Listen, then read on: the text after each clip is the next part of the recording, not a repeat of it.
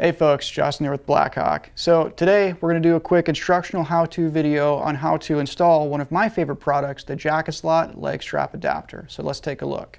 So what you'll need, item number one, a Phillips screwdriver. Item number two, your hand. So just take your Phillips screwdriver. You'll see 3 screws here. You're going to remove the existing bottom screw. Just back it out.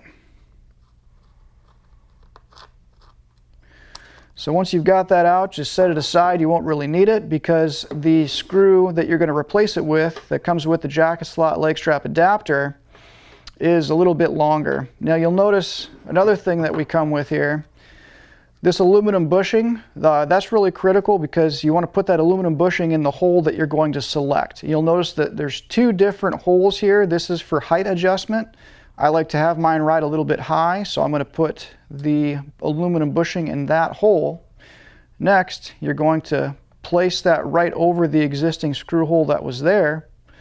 Take your longer screw that came with the kit, get it started.